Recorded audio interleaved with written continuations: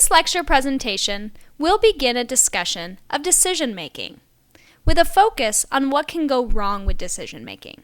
In the next lecture, you'll learn how to use a decision-making worksheet to help reduce the likelihood of these issues negatively impacting your decision-making process. As always, I recommend that you have the slides available so you can fill in the blanks of the important terms as we proceed through the lecture presentation, and also so you can take notes on any material that is covered that is not directly provided on the slides. Let's get started. Decision-making is a very individual process. Even experts often disagree about the best course of action in any situation. Experts disagree because of personal values, past experiences, knowledge, and a variety of other factors. It's difficult to determine what the right choice might be because we have limited data and a lack of predictability. We cannot know in advance what the consequences of our actions or inactions might be. Context also plays a role, including social factors like group approval or whether someone is watching, the type of decision that needs to be made, whether it's technical or personal in nature, and how important the outcome might be. Values also affect how a decision is phrased, the alternatives that are generated, and the ways in which they're evaluated. We'll talk much more about this in the next lecture presentation. Knowledge also plays a big role. There is a big difference between an expert and a novice in terms of their decision-making in any given situation. The quality of a decision is ultimately based on subjective utility. That is, the objective criterion for a good decision is that it has high subjective utility for the decision maker. Subjective utility relates to a person's assessment about the value of an option chosen, and it's inherently subjective and biased. The value of a particular choice to an individual, or a personal assessment about that choice, depends on a lot of factors that are very personal to that individual. The quality of a decision should be judged according to what was known, as well as the subjective utility to the decision maker. Decision making is not objective nor exact. They're guidelines rather than a prescription. Decision making can be broken down into 4 stages. The first is identification or realization that a decision is even needed. Interestingly, this is a very important first step that is often missed. Step 2 is to generate 2 or more alternatives. These are options that the person might choose. Step 3, the evaluation of alternatives based on goals and values. Evaluation involves looking at probabilities, consequences, and risks and benefits to that individual. Whereas alternatives are those options that might satisfy the goal or the desired outcome, evaluation looks at how these options might fit for an individual and what pros and cons might come along with them. Step 4 is to select one of the alternatives, that is, to take action. The right action in any given situation is affected by individual knowledge, values, cognitions, and sociocultural biases, as well as environmental variables. There are many ways in which decision-making can go wrong. These errors in decision-making can be broken down into pitfalls, heuristics, biases, and fallacies. I recommend pausing the lecture recording here to view the video, Types of Heuristics. Pitfalls are any dangers or difficulties that are not easily avoided, and they're affected by heuristics, biases, fallacies, and other unconscious factors that we'll discuss throughout this presentation. Heuristic specifically refers to rules of thumb, generally used for problem solving. Heuristics are different than an algorithm because they're not exact. It's the difference between finding an area of a triangle with a formula versus estimating the first step of long division. Heuristics occur because of the speed in which we make decisions, that is, type 1 thinking compared to type 2. Biases refer to any tendency toward one thing over another.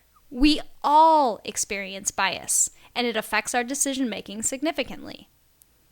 Fallacies are errors or mistakes in the thinking process. These all affect our everyday life decisions as well as our important decisions.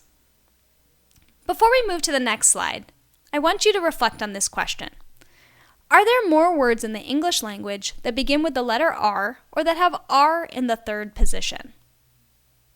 The correct answer to this question is that there are more words in the English language with R in the third position. I know from teaching this course many times in person that it is more common for students to think that there are more words that start with the letter R. This is a reflection of the availability heuristic, in which we come to conclusions based on how many pieces of evidence or examples come to mind and how easily they come to mind. Because it is easier to think of words that start with R, we are more likely to believe that there are more of these words. This reflects an error in thinking that occurs, again, because of this ease of availability of information and memory. The availability heuristic is based on personal experiences. For example, if I were to ask you whether there are more farmers or librarians in the United States, how you answer that question would depend on your life experiences. If you were raised in a more rural area, for example, you might answer farmers. If you're from a more urban area in which there are many more libraries, you might have answered librarians. The correct answer here is farmers. The availability heuristic is greatly affected by sensationalism. Events that get a lot of media attention and or are discussed a lot in social situations tend to be viewed as more common because all of this experience we have hearing about these situations make us think that they're more common than they are. That is, due to the availability heuristic, we are more able to come up with examples in our minds, and because that information is so available to us, we perceive it as more likely, and therefore more risky as well. This includes examples such as plane crashes, shark attacks, major natural disasters, and terrorist attacks. It also played in to the example we did in our earlier lecture presentation where you evaluated the risk of various causes of mortality in the United States. I do want to note that these events are newsworthy because they are relatively rare. Despite this fact, and despite the fact that logically most people know this, we are still heavily influenced by the availability heuristic. Whereas car accidents kill 40,231 individuals per year in the US alone, and all air traffic fatalities worldwide vary between 59 and 943 per year over the last decade, there are many more individuals who are scared of flying than scared of driving.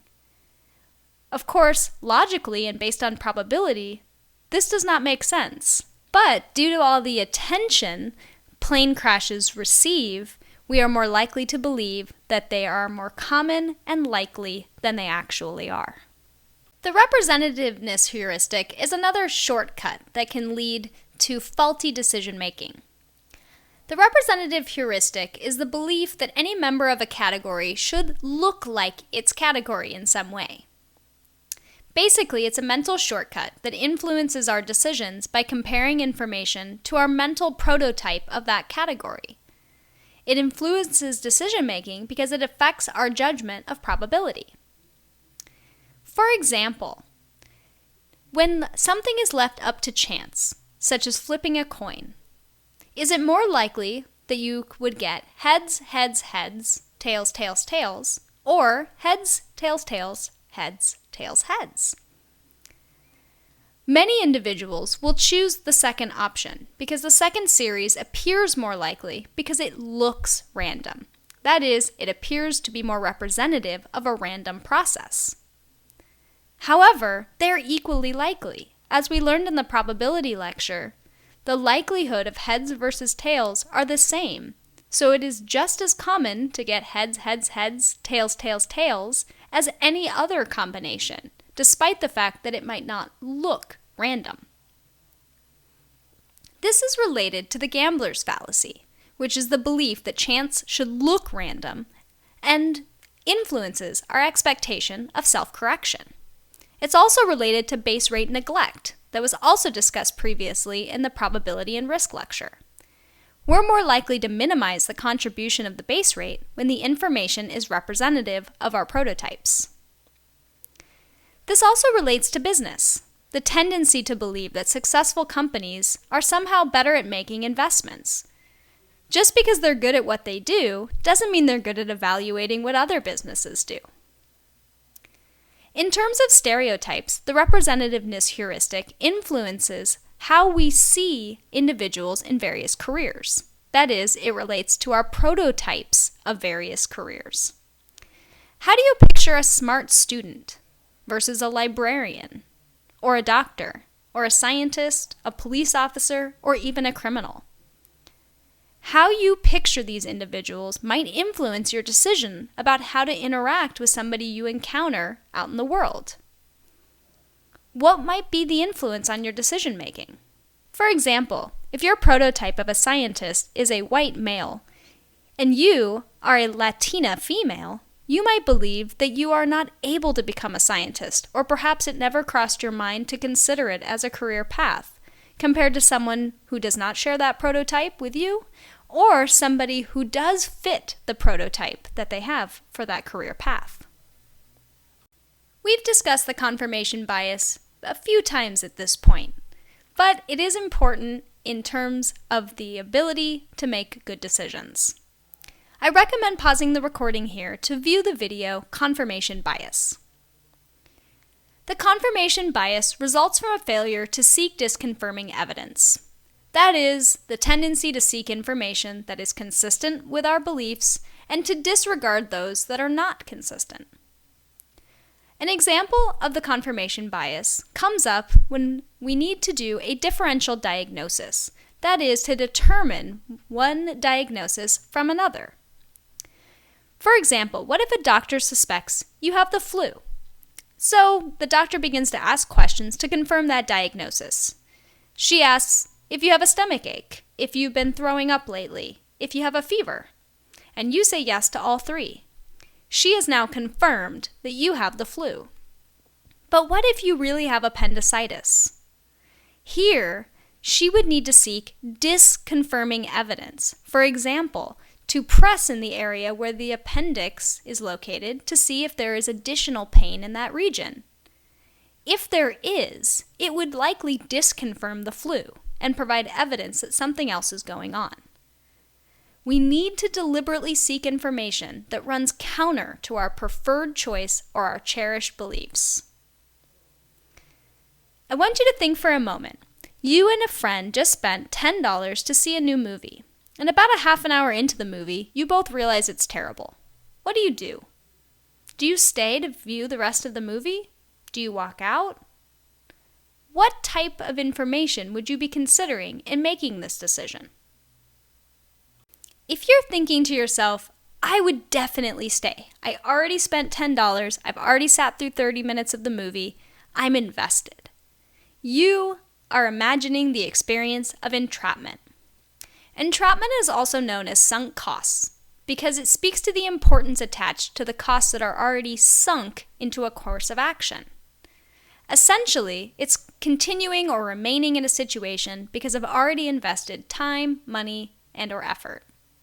We don't like the feeling that we've wasted our resources in any way. But staying in a situation that is unfulfilling or otherwise destructive or problematic is a continued waste of resources. If you really don't like the movie and you're not enjoying it, and there's no chance to get your money back, what is the advantage of staying for another hour and a half? When doing this activity in person, students have shared with me many reasons why they might stay in this movie. Some shared that they would think it was funny, that a bad movie can actually be entertaining. Some worry about the consequences for their friend, that perhaps the person they're with would be enjoying the movie and they wouldn't want to disrupt that. Some say they've already set the time aside and they might as well just continue sitting there where it's comfortable and air-conditioned. There could be really good reasons for staying in a bad movie. What is not such a good reason is the thought, I've already spent $10, so now I have to suffer through the rest of it. That is entrapment and is associated with poor decision-making in that it has low subjective utility to the decision-maker. Another example of entrapment is continual car repairs, and this is one from my personal life. I had a car that I loved very much, and as it got older and older and more miles, it kept breaking down. I had bought the car, and I really didn't want car payments.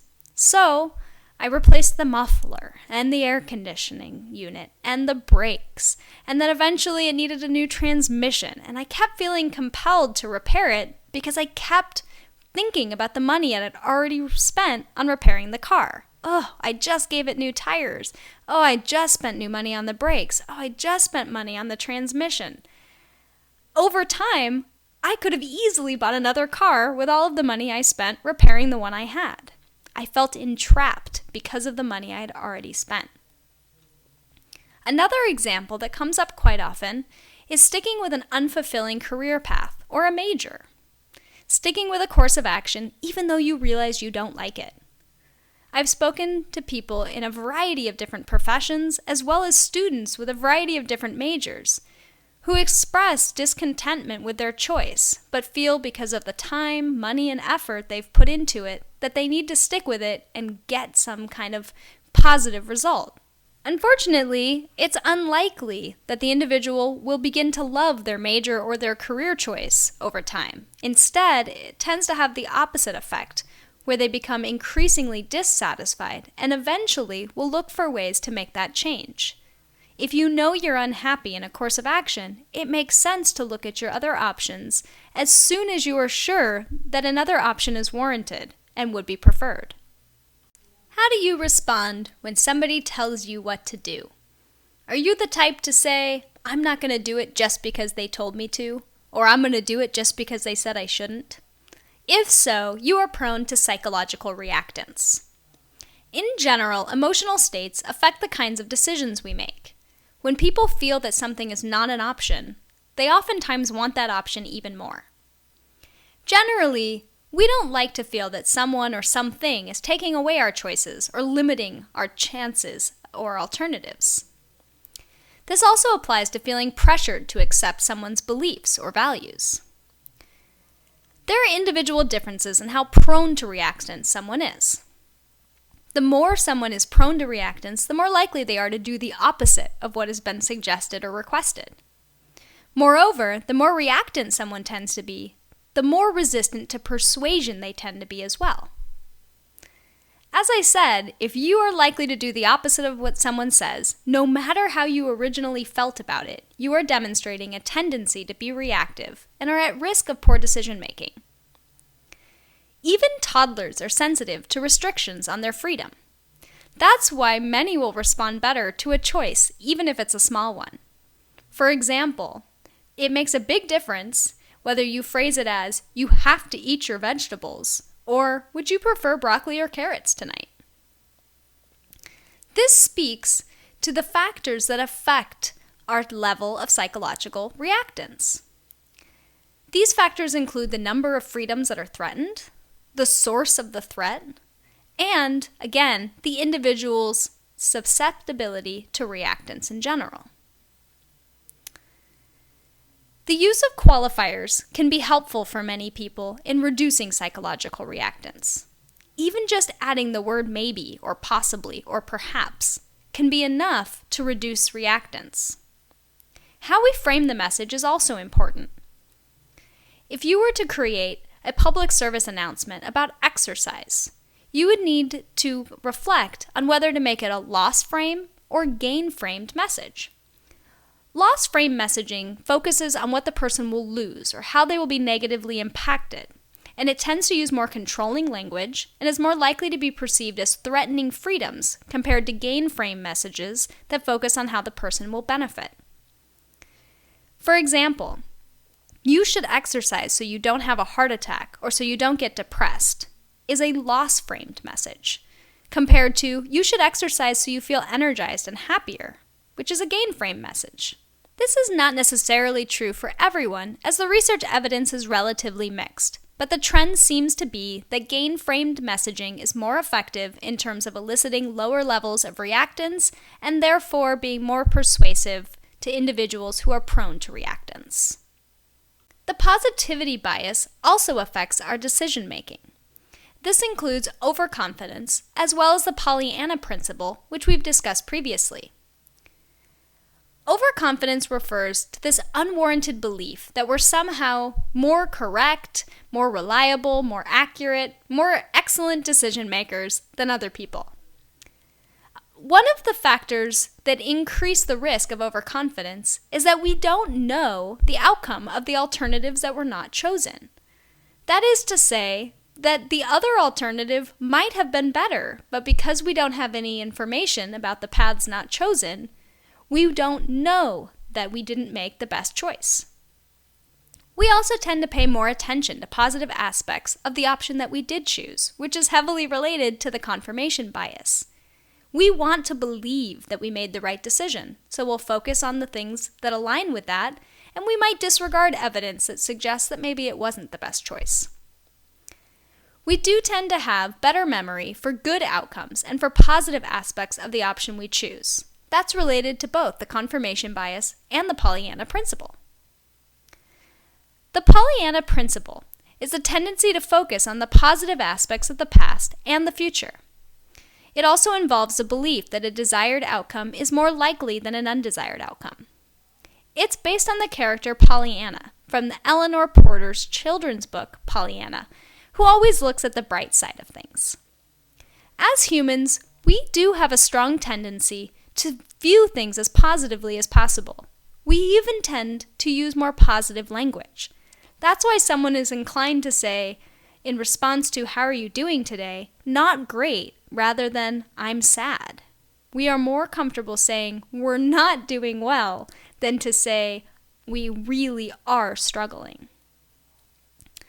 The Pollyanna principle underlies overconfidence in terms of our ability and our tendency to remember good outcomes, as well as wishful thinking, which refers to our tendency to believe that future outcomes will turn out well. One example of the Pollyanna principle is the fact that individuals play the lottery as well as the McDonald's Monopoly game. The McDonald's Monopoly game chances are stated in the fine print as less than 1,000,000 to 1. And yet, sales go up dramatically when they're running this promotion. This reflects the fact that people believe that they have a decent chance of winning, even if the actual probability is less than 1,000,000 to 1. Before we discuss groupthink, I recommend pausing the recording to view the video, The Asch Conformity Experiment. Groupthink tends to occur when there's a strong desire for conformity and harmony. Conformity, as you learned from the Asch Conformity Experiment, is a social influence based on the desire to fit in with the group. Conformity can be considered a bias on its own, as it influences decisions even if you're making the decision on your own. Groupthink is particularly likely to occur when there's an expectation of consensus rather than an open flow of ideas. It was a term that was coined by Irving Janis in his 1972 book, Groupthink. Individuals in groups that are prone to groupthink tend to refrain from expressing their doubts and concerns, even if there are significant moral, ethical, financial, or safety implications.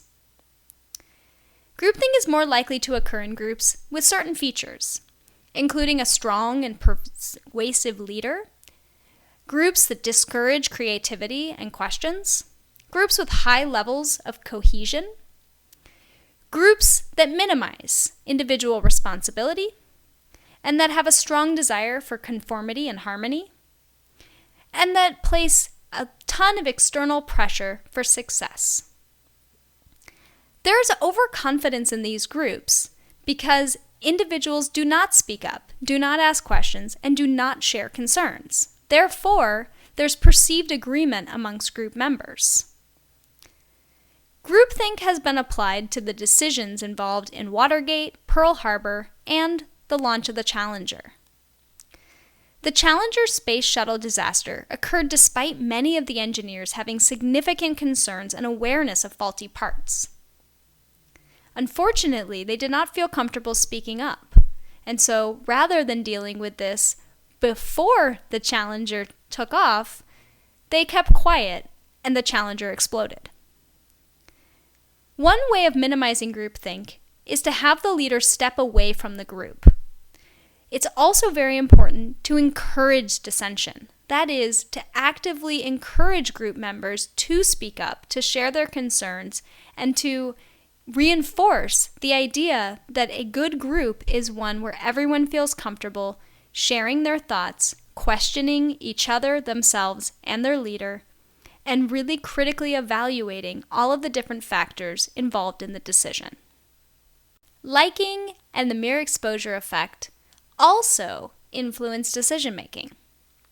Liking refers to how much we enjoy or appreciate something or a person, and it influences our decision-making about that thing or person.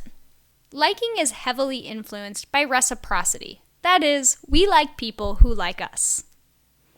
Companies can capitalize on this appreciation for reciprocity that leads to increased liking by offering free samples.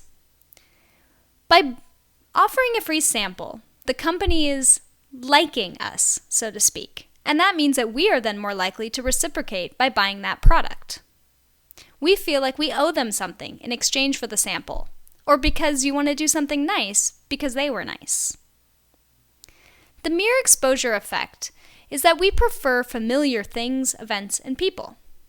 Therefore, prior exposure creates a sense of familiarity over time, which encourages liking. The more exposure, the more familiarity, the more we like it. The mere exposure effect is utilized in political campaigns. Vote for Max, he's the best man for the job. Signs like this and slogans like this get the person's name out there, but it doesn't actually tell us anything meaningful about the candidate. That's why during political campaigns, you'll see street signs with the candidate's name. Again, it doesn't tell you about the candidate. But the hope is when you go to vote and you know nothing else about the people who are options in that decision, that you will choose the candidate whose name seems familiar because you'll have a sense of liking about them. Repetition, therefore, is an important aspect in getting people to vote for you or to catch on to your political ideology. This was used a lot in Nazi Germany as well as in North Korea. It's a commonly used propaganda technique that is quite successful. Another example is a new song on the radio. The research suggests that when people hear a new song, they generally do not like it at first, but over time, it grows on us. We like it more as we become more familiar with it. Contextual factors also affect our decision-making. I encourage you to pause the video recording here to view the video Nudge Theory in Practice. Emotional states and other unconscious factors influence our decisions, even when it's totally unrelated to that decision.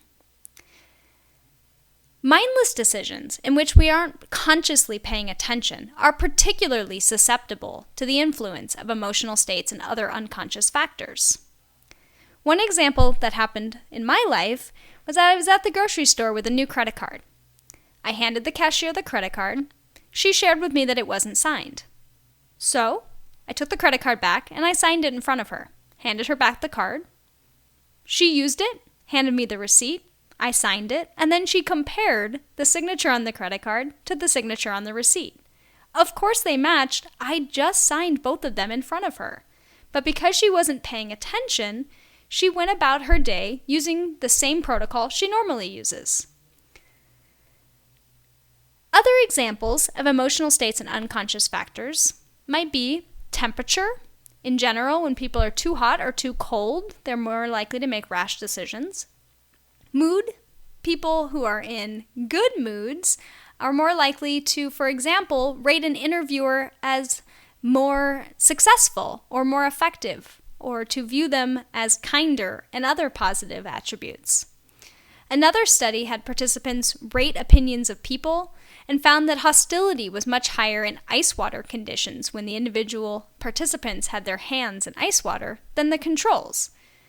Here, physical stressors caused by keeping the hand in ice water influence the decisions made by subjects.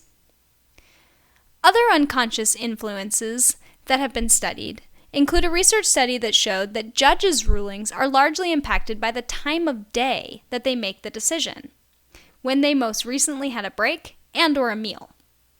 65% of rulings favored defendants first thing in the morning and immediately following a break, and dips down to close to 0% the further away from a break or food it gets.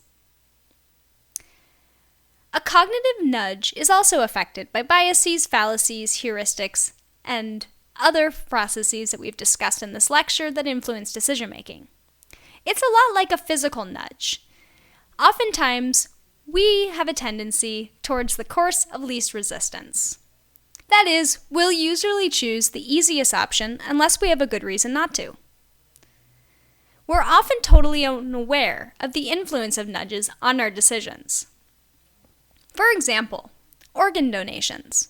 In countries where you have to register to be an organ donor, such as the United States, the rates are relatively low. They vary between 4 and 27%. In countries where you have to opt out of being an organ donor, rates can be quite high, between 85 and 99%. Another example, the state of Washington needed money to fund state parks, so they added a $5 charge to drivers when they renewed their license. They were allowed to opt out, but many did not because it's a path of least resistance. Therefore, if you want somebody to make a decision, such as to sign up for organ donation or to pay an extra fee to help state parks, you want to make it as easy on them as possible. Otherwise stated, you want to make it harder for them to opt out of the decision you're hoping for. As we discussed at the very beginning of this lecture, subjective utility plays a big role in determining whether that was a good choice for the decision maker. So when we evaluate consequences, we have to take into consideration the relative risks for that individual. The consequences of action or inaction depend on the circumstances and context. Example 1, taking an umbrella with you. If the weather report says there's a 30% chance of rain, should you carry an umbrella? Well, that depends. How much do you mind carrying an umbrella? How long will you be outside? Where are you going? And does it matter if you get wet? If I'm going to go run errands, like grocery shopping, I'm unlikely to bring an umbrella with me. It's something else to hold and to think about, and I don't really mind getting wet in between the car and the grocery store. Conversely, if I were going to a job interview, the risk of showing up with wet hair and smeared makeup would not be worth the risk to me. Therefore, in that case, I would certainly bring an umbrella with me. Example 2 is a real-life example about the attack on Pearl Harbor. The officer on duty that day at the radar center noticed unidentified objects on the radar, but since he was not warned about potential risks of an attack or war with Japan, he assumed it was probably just U.S. Army B-17s and did not say anything.